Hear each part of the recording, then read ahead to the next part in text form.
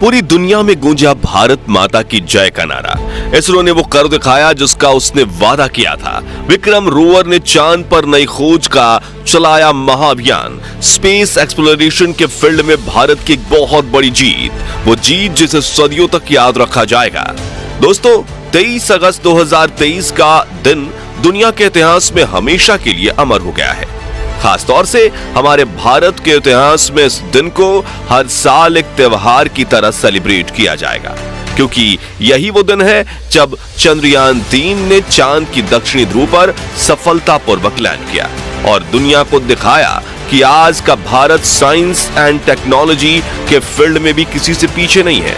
पूरा देश इस वक्त इसरो और चंद्रयान की सफलता का जश्न मना रहा है और दुनिया भर के न्यूज चैनलों पर हमारे देश और हमारी स्पेस एजेंसी की चर्चा चल रही है। हर तरफ से हमें इस कामयाबी के लिए बधाइयां मिल रही हैं, लेकिन इसरो वैज्ञानिकों ने जीत के इस माहौल में अपना फोकस नहीं खोया है। उन्हें मालूम है कि यह मिशन अभी आगे 14 दिनों तक चलने वाला है और इन 14 दिनों में कोई गड़बड़ी ना हो, इसके लिए वैज्ञानिक फिर से अपने काम में लग गए हैं। तो ऐसे में अब सवाल यह उठता है कि चंद्रयान तो सफलतापूर्वक चांद पर लैंड कर चुका है, फिर इसरो 14 दिन तक और क्या करने वाला है? क्या अभी भी इस मिशन का कुछ अहम हिस्सा बाकी है? अगर हां, तो वो क्या है? आइए सब कुछ आपको डिटेल में समझाते हैं। दोस्तों, जैसा कि आप सभी जानते हैं कि 23 अगस्त की शाम चंद्रयान 3 की लैंडिंग को करोड़ों लोगों ने लाइव देखा और ये दुनिया में एक नया कीर्तिमान बना। दरअसल अलग अलग राज्य सरकारों द्वारा इस ऐतिहासिक पल की लैंडिंग को लाइव दिखाने के लिए खास इंतजाम किए गए थे। उदाहरण के लिए उत्तर प्रदेश के अंदर सरकारी स्कूलों में बच्चों को ये लाइव इवेंट दिखाया गया। साथ ही लोग अपने मोबाइल और टीवी पर भी इस ऐतिहासिक पल को देख सके, इसका भी खास इंतजाम था।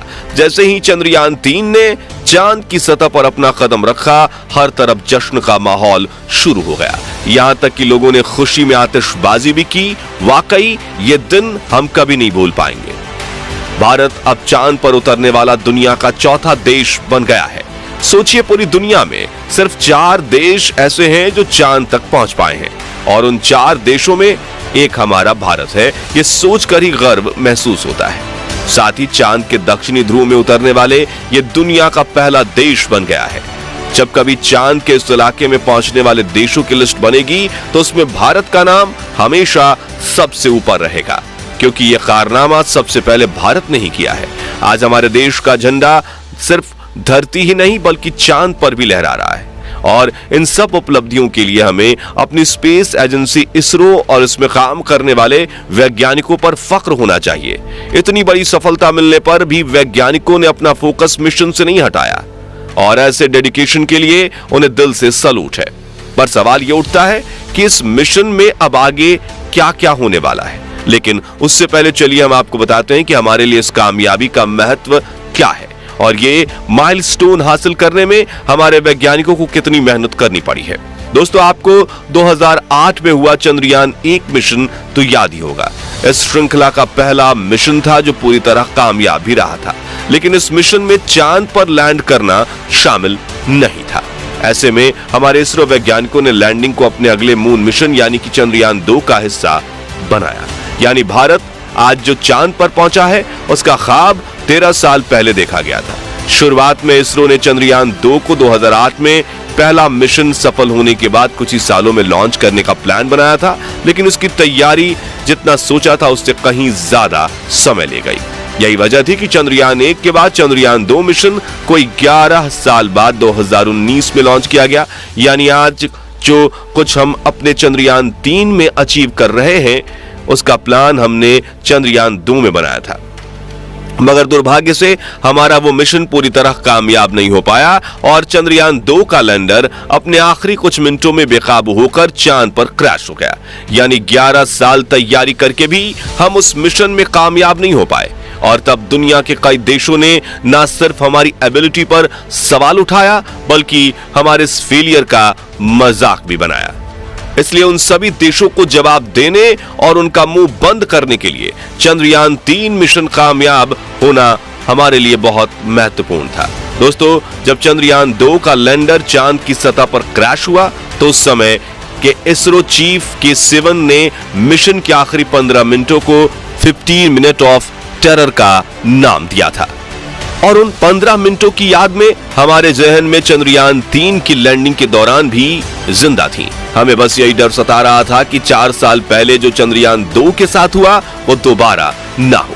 असल में दोस्तों, इस तरह के मिशन जिसमें किसी दूसरे प्लेनेट या सेलेस्टियल बॉडी पर लैंड करना होता है, उनमें लैंडिंग से पहले कुछ मिनट बहुत ज्यादा क्रिटिकल होते हैं। चंद्रयान 2 की बात करें तो वो उन आखिरी पलों में हॉरिजॉन्टल से वर्टिकल नहीं हो पाया था, जिसके चलते उसने क्रैश लैंड किया था। लेकिन इस बार इस तरह की सभी मुसीबतों से निपटने के लिए हमारे वैज्ञानिक पहले से ही तैयार थे। यहां तक कि इसरो चीफ एस सोमनाथ ने पहले ही ये कह दिया था कि चाहे चंद्रयान के सारे सेंसर्स और 2 इंजन फेल ही क्यों ना हो जाए, तब भी चंद्रयान 3 लैंड जरूर करेगा। इसके अलावा अगर सिचुएशन बिल्कुल खराब हो जाती तो इसरो ने इसके लिए भी प्लान बी बनाया हुआ था। ऐसी कंडीशन में लैंडिंग को डिले कर दिया जाता और फिर 27 अगस्त को चांद पर ये उतरता। लेकिन सौभाग्य से ऐसा कुछ नहीं हुआ और हमारा चंद्रयान प्लान ए के अनुसार ही चांद की सरजमी पर सुरक्षित रूप से लैंड कर गया। अब बात करते हैं ये मिशन 14 दिनों तक और क्यों चलने वाला है। असल में दोस्तों, अभी तो चंद्रयान 3 का रोवर बाहर निकला है। अब आगे उसे इस अंधेरी और वीरान दुनिया में अपने रिसर्च को अंजाम देना है, जिसके लिए उसे वहां भेजा गया है। और इसरो वैज्ञानिकों ने इस रिसर्च को पूरा करने के लिए 14 दिन यानी कि एक लूनर डे का प्लान बनाया है। इस काम करने के लिए चंद्रयान 3 के साथ प्रज्ञान रोवर भी भेजा गया है और एक 6 पहियों वाला ये बेहद ही आधुनिक रोवर वहां खोज करेगा। अब प्रज्ञान रोवर की मदद से इसरो वैज्ञानिक चांद के अलग अलग हिस्सों में जाकर वहां अपना टेस्ट करेंगे। हमारा ये रोवर चांद की सतह के सैंपल कलेक्ट करेगा और उन पर जरूरी टेस्ट रन करके जो रिजल्ट आएगा उसे पृथ्वी पर यानी इसरो वैज्ञानिकों को भेजेगा। इन 14 दिनों में चांद के वायुमंडल, मिट्टी और पत्थरों पर शोध किया जाएगा। साथ ही वहां आने वाले भूकंप का भी इसरो वैज्ञानिक गहनता से अध्ययन करेंगे।